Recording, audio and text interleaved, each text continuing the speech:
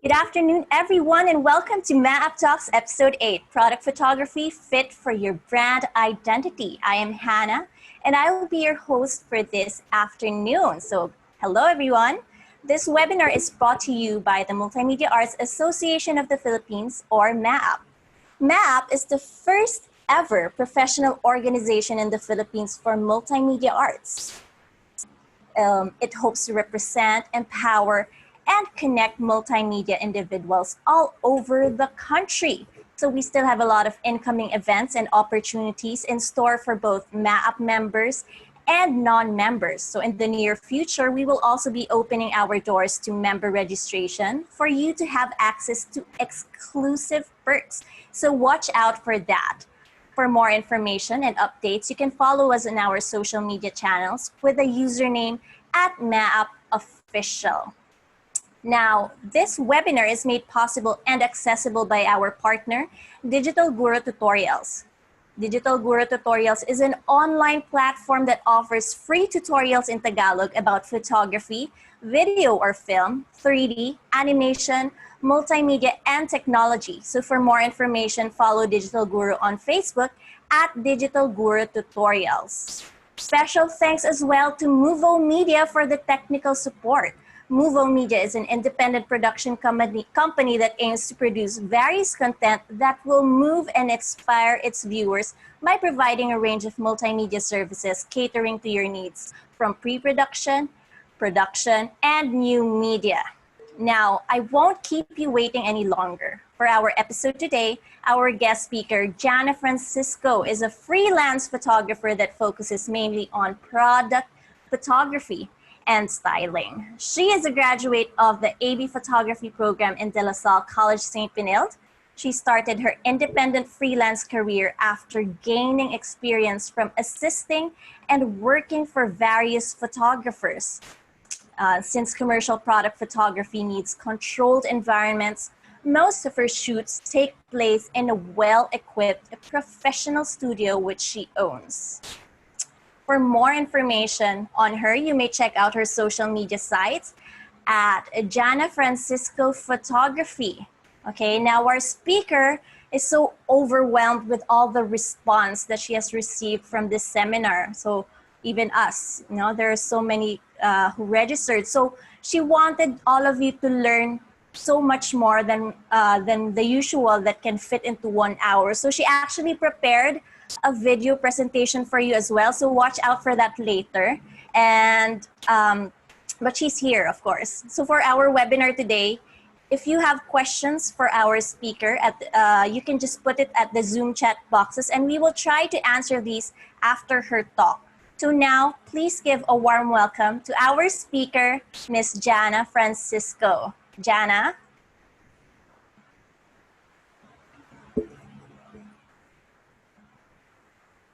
There.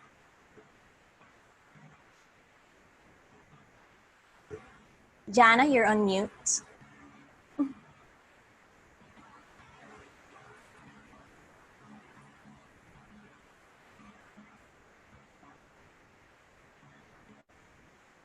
Hello, Jana.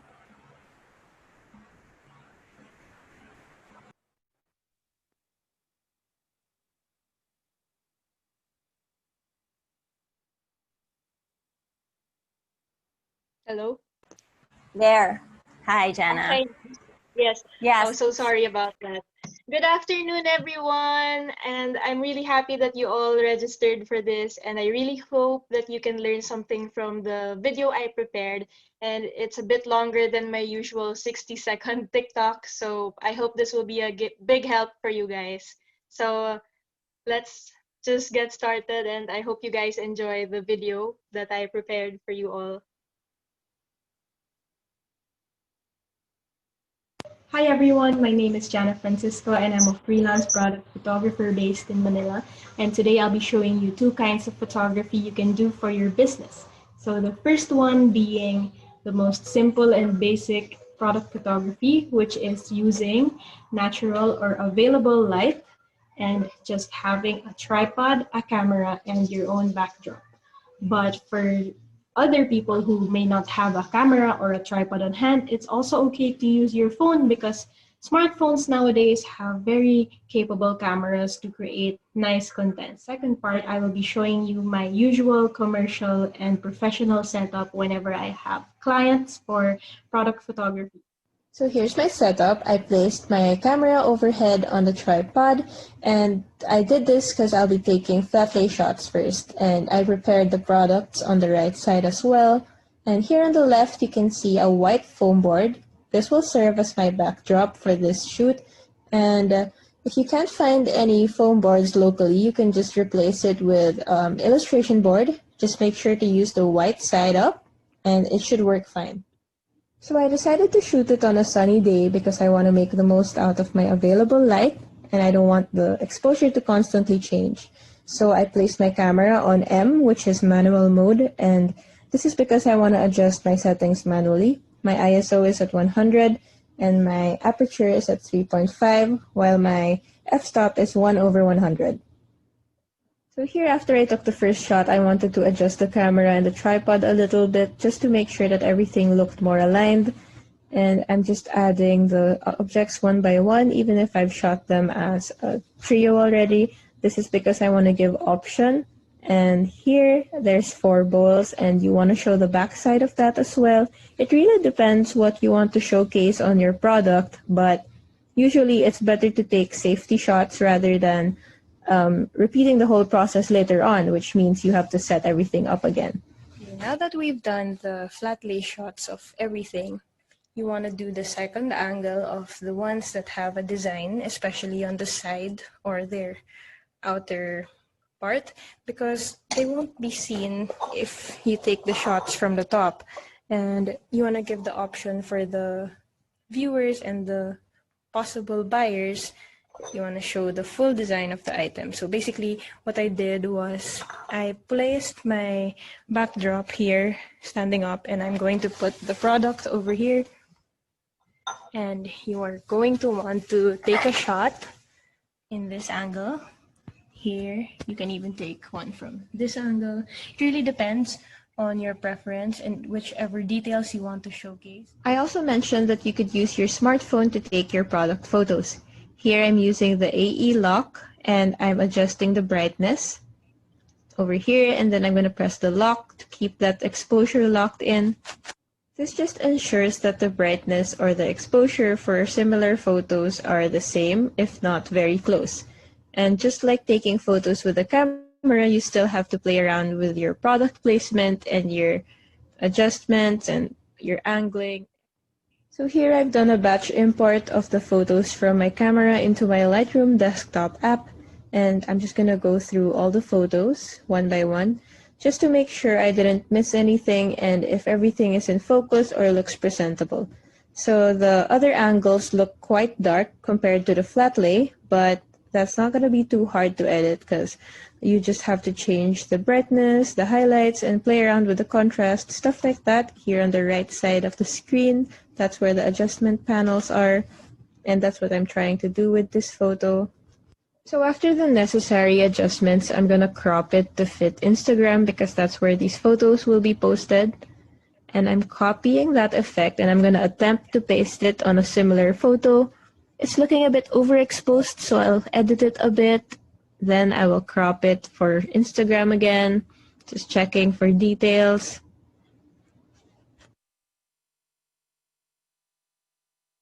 So actually from here, I can just copy and paste the effect to every photo, but since this was shot in available light, not all of the exposures are the same, so I decided to go and check each and every one and decide to crop it in a way that flatters it the most. And here I'm also adjusting the brightness and everything just to check and just to make sure that it looks somehow similar to the rest. And this is important because sometimes here, for example, the plate on the top left looks very overexposed.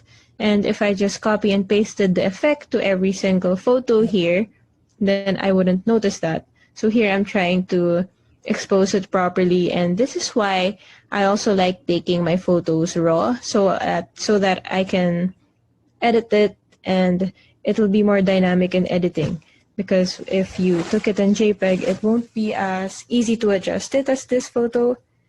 And here, just basically doing the same thing, just checking everything else, deciding which kind of cropping I'm going to use. So after I've exported the photos from Lightroom to my desktop, I double check the photos again. And here I'm going to WeTransfer, and I just use this for a quick and easy file transfer so I can view it in my phone. And basically when you get the email, you get a link. And once you get that link, you download an app. And then when you press the link, you can have the option to download all the photos that you were sending. So down there, you can actually write a message if ever you're going to send your client's photos through WeTransfer. You can place whatever you need to remind them of. And basically, it's as easy as that. So I was already notified that the transfer was finished, and here's the download link, and it'll automatically suggest or open the app. So this is the phone application, and you can see that it's downloading the transfers from the email, and everything will just show up here. It depends on you which ones you want to download or if you want to download them all. In my case, I'm going to select everything, and I'm going to be saving them in a folder in my phone. So here I'll be showing you guys how to do that. Just select all. It can take some time, especially if you have a lot of photos, but the transfer is pretty quick and the download is quick as well. So I've left out the ones I don't want to use just to save space, and just select all. And you can just press save all, and there it will be automatically downloaded to your phone. So once you've saved the photos to your phone, it's going to be easy to upload the photos to your Instagram online business page. And you can lay it out using different apps, but you can also just upload it straight up, and it'll just be simple, and it's going to serve its purpose. So let's do a recap. What are the things you need for a basic setup? And first, you're going to need a camera or a smartphone. And mind you, you don't need any professional camera for this. You can just start with your smartphone, and if you want to take product photography seriously, you can upgrade to a better camera later on. The second thing on our list is any white background. In the video, I used a white foam board, but if you don't have any white foam board, I suggested that you could use illustration board for this, as long as you use the white side up. But if you don't have illustration board, you can easily use a white wall, bond paper, or anything that's white. So the third thing on our list is a tripod, and if you're using a camera, I recommend you to use a tripod as well. Basically, if you're using a camera, it's just easier to have your camera in one place, and all you have to do is click the shutter whenever you're going to take a photo. This also helps to create a more uniform look in your e-commerce or business photos. However, if you're using your phone, it's okay if you're not going to use a phone tripod, and if you're just going to shoot it handheld. This is because it's a bit easier to take photos using your mobile phone. So after shooting the photos, I like to batch edit them in Lightroom. However, if you don't have Lightroom, or if you're not used to using it, you can use any program you find fit. And the second step is to send it via WeTransfer. If you don't know how to use WeTransfer, you can just watch the video again, or you can just try uploading it to Google Drive using your email or using Dropbox. The next thing you can do is upload it to your Facebook page or your Instagram business page, and you can get started on your business. Moving on to the second part of the video, I will be showing you guys how I approach this as a commercial product photographer and how I deal with brands and clients as well. Whenever a brand approaches me, one of the first things I do is I check out their website, and I also like checking out their Facebook, their Instagram, or whatever other social media sites that they may be posting in, because in these sites, you can see their previous marketing campaigns, their previous content, what they were working on before. And I like doing this because personally it gives me an idea of what I will be working with and what kind of style and aesthetic that this brand is looking for. This step is important to me personally for my process because I'm able to see what kind of content I should be creating for this brand or what to avoid, because clients come to you for some reason. It's either they want to create more content and just try out a new photographer, or the reason why they didn't like their previous content, so they want to have some new, fresh ideas injected into their concept. It's also good to see what kind of aesthetic the brand is known for, because this is their unique selling point and what differentiates them from their competitors or other brands out there. And in order for you to create effective images that will appeal to their target market, you have to be aware of what you're working with. The thing I like to ask for is a detailed shot list. What's inside a detailed shot list? Well, for me personally, I ask for the actual photo inspirations that they want me to derive my photos from. So basically, how it's going to be styled, what color schemes they want for this certain layout, things like that.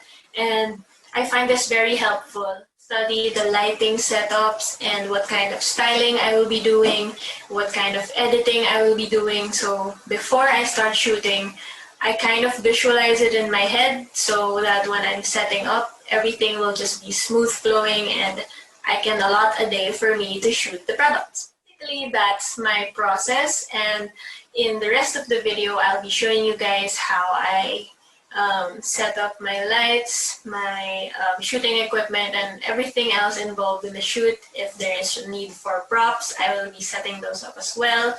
And maybe I can show you how I edit in some parts and the final results as well. So yeah. I've already secured my camera on my tripod, and the next thing I want to do is get the tethering wire, attach it to the camera, and then tether it to the laptop. Basically, what this does is it shows what you see on your camera screen on your laptop or your monitor, and this is what is usually done in professional shoots, so you can see the detail of your shots. And it's not only done for product photography, but for fashion and other genres as well. So I'm fixing the connectivity of the camera to my laptop right now, and I'm opening it through Imaging Edge. And this is just a program that came free with my camera since I'm using Sony. However, if you want to download other apps, you may use Lightroom and Capture One as well. And here I can see it, and I'm checking if it's correctly placed, and I'm checking if my lens can be focused or not. And it seems fine, so I'm going to connect my trigger now. And this trigger is used to trigger my Godox lights. So after adding the trigger, I'm going to adjust my camera, then I'm going to set up my lights next. And the lights I use are strobes. This is the 8600 BM from Godox, and as you can see, it's wireless, but it looks quite heavy because it is. But this is worth it because it's 600 watts and you need all that power for product photography. And I'm just securing it so it won't fall. I'm going to clear the shooting area now, and I'm going to bring out my risers. Those are the white boxes on top of the shooting area. Basically, these are wooden boxes you use for your products when you're shooting them. You can put them on top, on the side. Basically, they're extra elements you can use for your photos, and they are so useful, and you can even change their color in Photoshop later on. And the greatest part was these are locally made, and I bought them locally from a store called Sharpbox.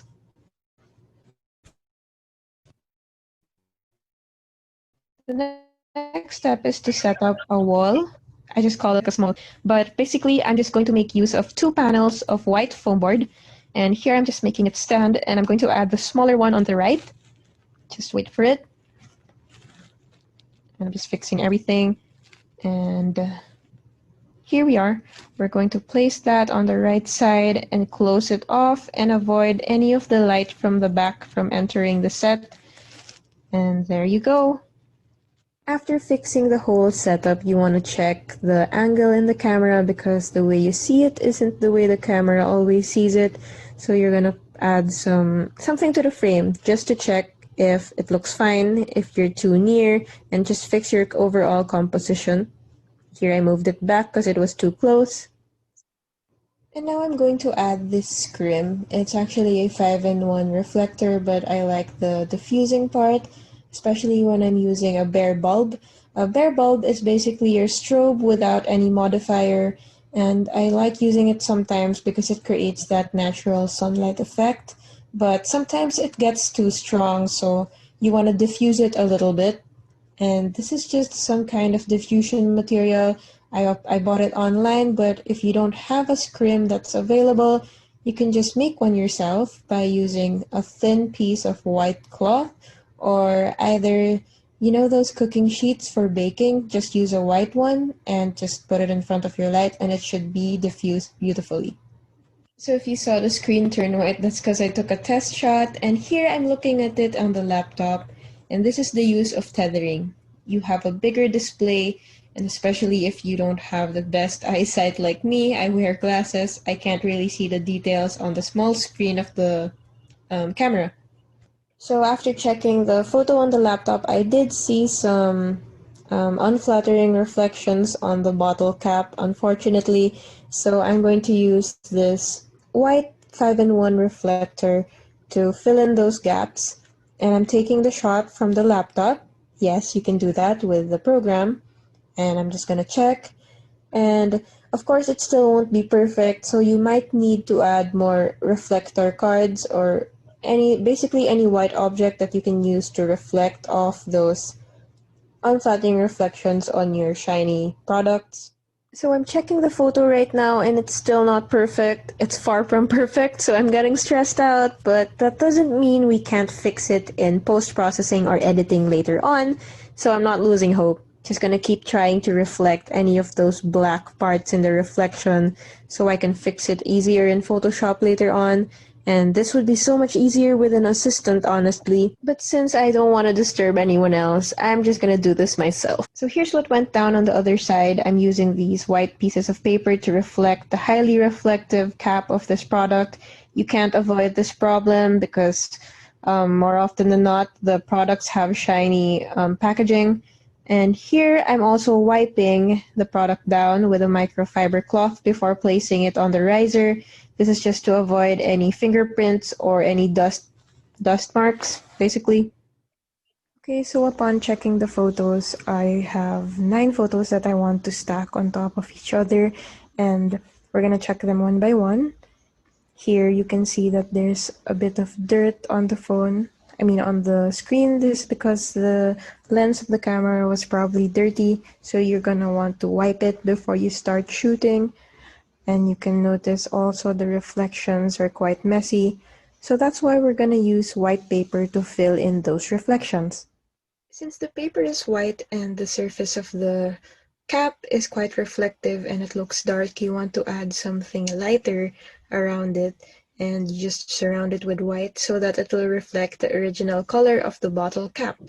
And you really can't avoid this problem in product shots because there's a lot of packaging that has super shiny and reflective surfaces. So there, you can see that it looks decent now, but we're still going to edit that later on. For this shadow shot, I moved the light in front of the subject so that they would cast shadows, and you'll see how I use that in the editing part of this video. And let's do that next. Here we have the PSD file, and this is the original photo. I cropped it. You can see that the cap is getting fixed slowly but surely. And you can see that I'm selecting the layers, and here I really had to replace the cap with a whole new photo just to make it look flattering. And here is the background result. I really like this because it just added some kind of extra zing to the shot. Without it, it would have looked a bit more plain or boring. So I just added that through a mask, and it looks seamless because I used a tripod. So the next thing you want to do is apply some color, unless you like the white look, but I doubt that. So here we're applying color, and I just selected a hue and saturation layer to add that. And now we colored our risers. One of the main reasons why I love the risers is because they come in a very white color, so once you enter them in Photoshop and start editing, you can easily change their color. And you can do the same thing with your backdrop also, since it's white. And there you go, it just looks more put together, I guess. And next, you can see that the products are still dark. And here in this other PSD, I've already adjusted them. There are actually a lot of ways in which you can brighten a selected area. However, the easy way to do it is to do dodge and burn. And dodge is to brighten it, while burning is to make it a bit darker. Retouchers use this for beauty shots and for fashion shoots as well. And you can actually use it for a lot of purposes, but I like it a lot in product shots because it's a quick and easy fix. And here I'm just showing you guys how it's done. And you can also do this through masking, but this is the easier way to do it. So now that the brightness is balanced throughout the photo, it looks a bit better. And of course, you still have to fix all the reflections that you may have on the product or the scratches. And after that, I just use a curves layer to blend everything together. And there it just looks better because they fit seamlessly. And the curves layer is right here on the right side in adjustments, and all you have to do is move the line. And basically, you can just play around with it. And this is how it looks. And for the final part, I'm just going to add my logo just for a personal touch. So this version is really nice, but I wanted to try something else. So I decided to add another photo on top of it where I adjusted the risers to be blue. And I think it just looks a bit easier on the eyes if the yellow was like too much. But yeah, you can also do this by using another tool on the toolbar on the left side. It's called the pen tool. This is a very, very important tool when you're going to do product photography. Actually, photography in general. If you edit your own photos, this is a must learn skill because it's really going to level up your skills. Here you can see me selecting it. This is just a rough selection. Usually, if I'm doing this professionally, I would take a bit more time. And honestly, it is very time consuming. There is also other options like the quick selection tool and a magic wand tool, but it looks rough. So you really have to use the pen tool for purposes like this. And there's a lot of videos about it on YouTube, but yeah, I think you really have to practice this skill in order to master it, basically. So once you've selected the area, it's quite easy to change the color. Just make sure that the edge selection is neatly done. Here's the result of the blue riser one, and this is the all yellow shot. So let me know which one you like better.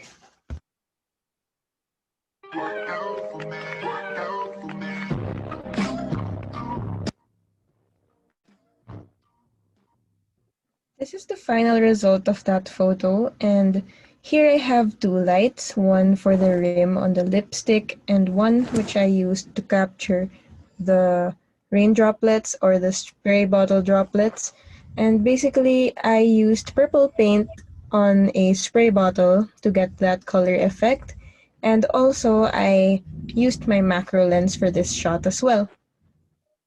I'll show you guys the BTS of this, and you can see my tripod is very low, but it's pointed upwards like slightly so that it gives the lipstick an effect that it's bigger than it actually is, and I have a diffusion cloth in between my light and my subject.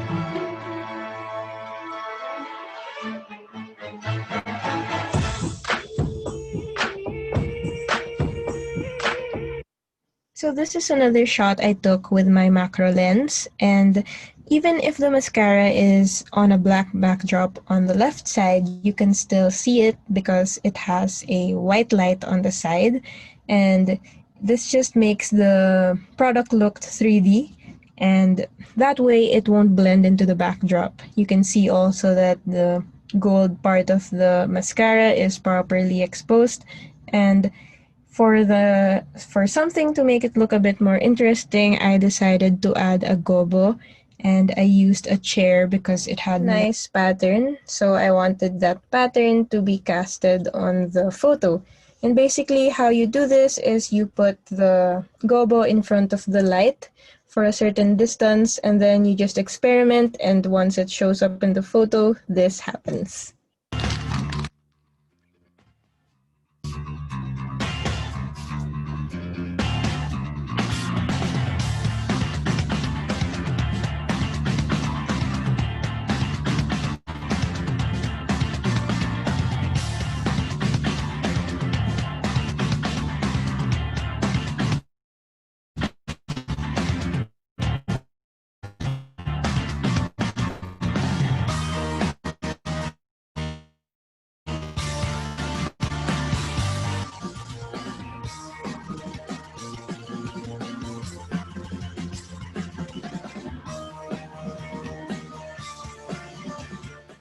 So this is one of my most favorite shots ever that I took. It just makes me proud and happy. And I hope you guys like it also. So I'll explain how I took it. And I used a macro 2.8 lens for this again. And by this time in this video, you already know that it's my favorite lens to use. It's because it's super useful for product photos. And it just captures great detail in your photos. I also shot this at an aperture of f16 just to make sure that everything is nice and sharp. So let's talk about the elements in the photo. And basically, first and foremost, a lot of people asked me how I got the bottle to have that frosted effect. And basically in the video, you saw me use some kind of a clear spray, and that is clear acrylic. And it just gave this effect on the bottle. So it has that frosted feeling. And actually, if you shoot it from the fridge or the freezer, it's only going to stay frosted for a while. And after, it's going to start to melt, and that won't look nice in your photo. The next most asked question about this photo was, why did you use a napkin and why did you open it up? And basically, I only had a napkin at home. And I was supposed to use a diaper because that's much better, but a napkin works too. So basically, the napkin, it has particles inside it that expand when it touches water or liquid. And those particles turn into ice-looking things, like little ice shards. And parang it's like gelatin. So I put it on the bottle just to make it look like it has that sub-zero effect. And again, it's much better than using real ice because real ice would just melt on the spot and you're gonna have a really wet bottle mess. So yeah. The third detail in this photo that garnered so much attention was the spray effect. And I actually used a alcohol bottle for this. I chose the alcohol bottle not for any reason except for the spray bottle. It was really good. Here you can see that it's super strong and I needed that. So the main reason why you can actually see it clearly is because this photo was backlit. There is a snoot modifier behind it, and that's also the reason why you can see the beer inside the bottle, the orange part. And make sure whenever you're shooting bottles that you have that effect where you can see it's kind of glowing. The fourth element is the ice cubes, and these are fake ice cubes made from acrylic. You can just order them online and they are available locally as well. And the fifth are the risers. So basically, it really depends what props you want to put in your photo. Just make sure they're relevant. TikTok, ever wondered how people shot floating objects? Well, today I'm going to try that out by using a string that I tied up to the light stand. Here's how it looks from the second angle. I just have my camera on a tripod and it's tethered to my laptop so I can see the details. Of course, the first thing you'll notice is the reflection of my light source, but we can fix that with a scrim. What is a scrim? A scrim is a piece of diffusion material that you put in front of your light source to soften the reflection on it. So ideally, the scrim or diffusion material goes in between the light and the subject, therefore resulting in a softened reflection, and it will be easier to edit it in Photoshop. So what I didn't explain in the video was how I got that refraction. So it's actually two photos. And the first photo was taken with a hard light using a snoot, and then I proceeded to use the softbox. And then I combined them in Photoshop so that the refraction can still show up in the final photo and have this effect. And I think it worked out pretty well. So that concludes this video, and I just want to thank you guys so much for signing up and for listening to me. I really hope that I was able to help you guys out and answer your questions. However, if you still have any more questions, you can ask me right after this video. And if you want to follow my work, you can follow me on Instagram, Facebook, and on TikTok. Thank you guys so much, and I hope to see you soon.